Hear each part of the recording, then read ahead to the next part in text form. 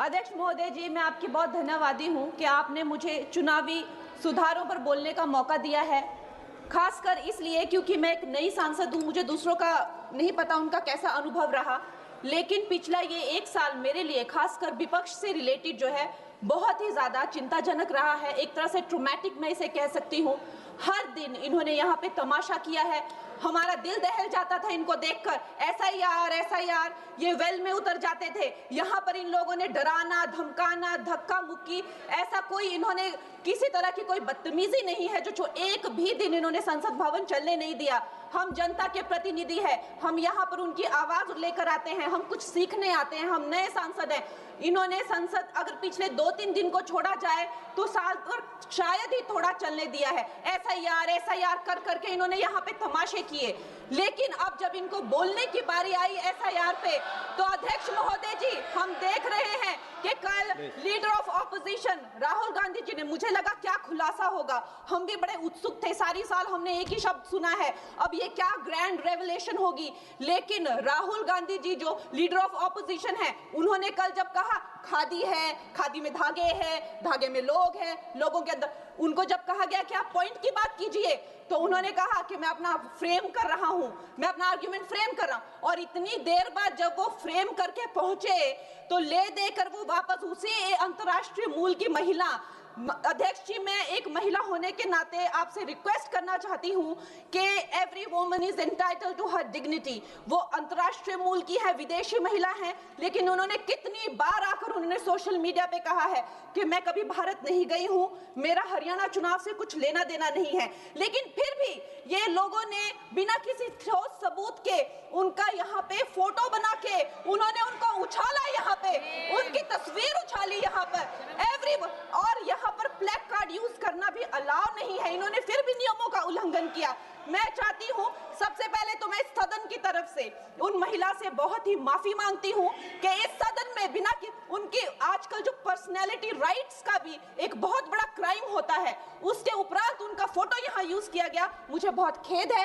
भारतीय संसद की तरफ, संसद भवन की तरफ से हम उनसे माफी मांगते हैं। और ये देखिए महिलाओं का हमेशा ये अपमान करते हैं, लेकिन हमारे प्रधानमंत्री चाहे बेटी बचाओ बेटी पढ़ाओ हो, महिलाओं को शौचालय देने से लेकर, महिलाओं को गैस देने से लेकर, महिलाओं को जो है वो छात्रवृत्ति, न जाने कितनी ऐसी योजनाएं हैं। कांग्रेस वालों शायद तुम लोग ये समझ नहीं पा रहे हो, ईवीएम्स हैक नहीं करते हैं प्रधानमंत्री लोगों के दिलों को हैक करते हैं। और ये लोग दुहाई देते हैं कि वो जो पुराने जमाने के दकियानूसी, वो जो चिट कागज पे लिखकर जो मतदान होता था वो सबसे अच्छा था। ये लोग भूल गए वो दिन, आप लोग भूल गए वो दिन।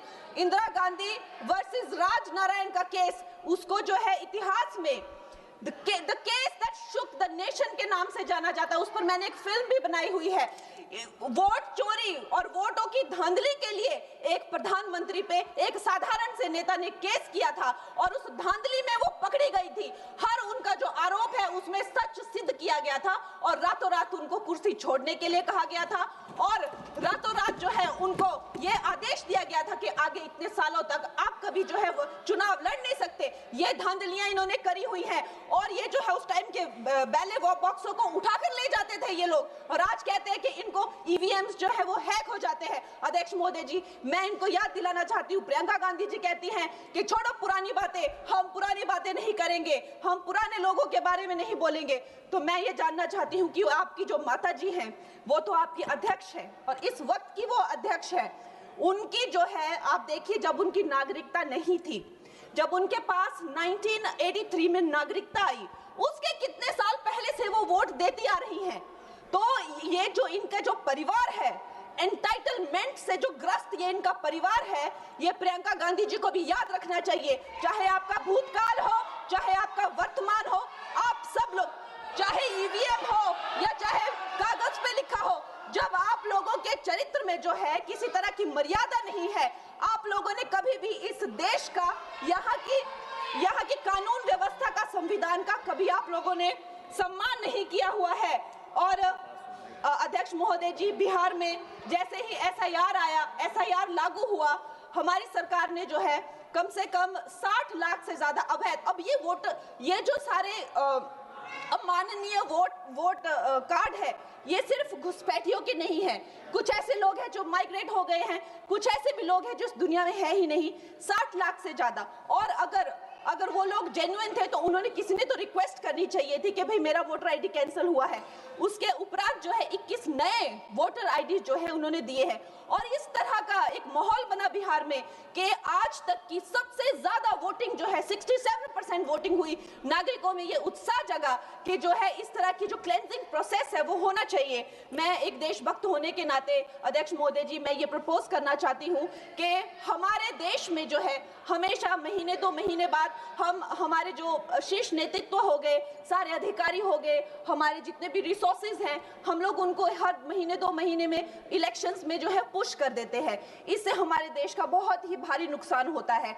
और मैं ये चाहूंगी कि 1 नेशन 1 इलेक्शन, जो नरेंद्र मोदी प्रधानमंत्री जी जो कहते हैं कि एक वोटिंग जो है डेमोक्रेसी के उत्सव के रूप में, जैसे कि दिवाली होती है, होली होती है, उस रूप में मनाया जाए। क्योंकि ये सिर्फ सरकार का ही नुकसान नहीं है, 10,000 करोड़ से ज्यादा का जो नुकसान होता है सिर्फ वही नहीं है, लेकिन मुझे लगता है कि धीरे धीरे हमारे जो नागरिक भी है उनमें जो वोटिंग फटीक है, बार बार उन्हें जागरूक करना, बार बार कई जगहों से जहां वो काम करते हैं वहां से उनको ट्रैवल करके अपने नेटिव प्लेसेस पे आना और बार बार मार्केटिंग करके, it is exhausting for the whole ecosystem. तो मैं ये प्रपोज करना चाहती हूँ कि 1 नेशन 1 इलेक्शन को लाया जाए और ये जो भी हमें जिस तरह की जो असुविधा होती है हर महीने 2 महीने में इलेक्शंस की, उससे जो है हम बच सकते हैं। जय हिंद। धन्यवाद जी। माननीय सदस्य मियां अल्ताफ अहमद जी।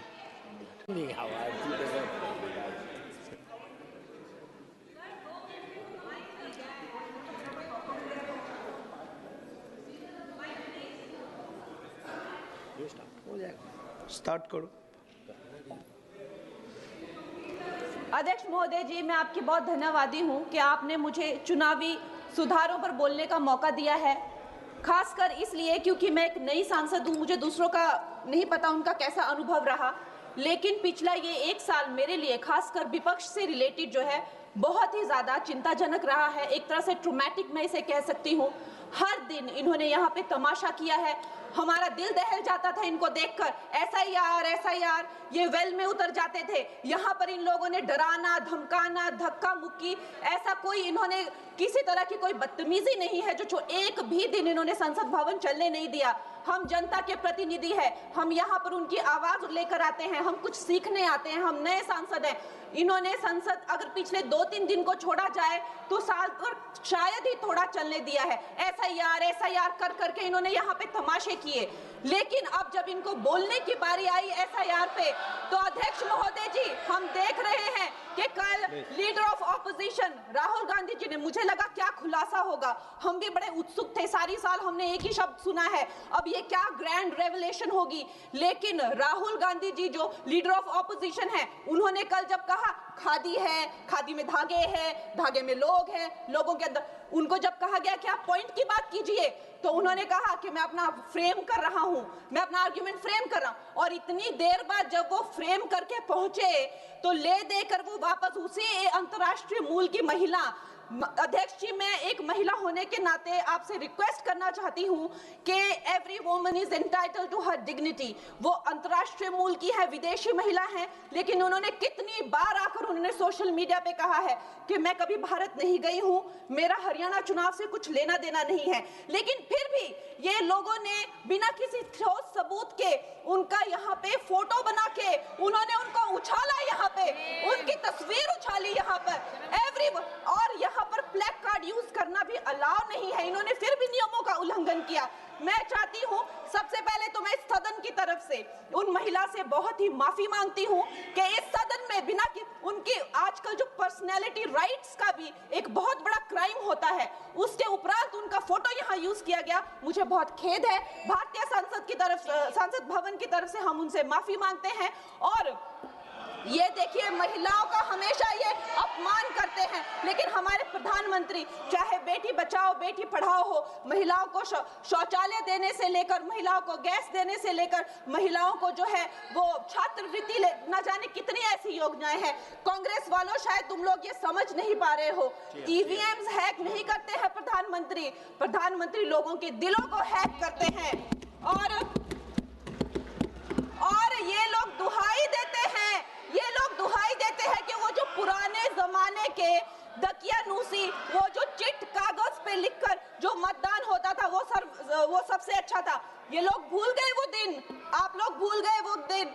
इंदिरा गांधी वर्सेस राज नारायण का केस, उसको जो है इतिहास में The case that shook the nation के नाम से जाना जाता है। उस पर मैंने एक फिल्म भी बनाई हुई है।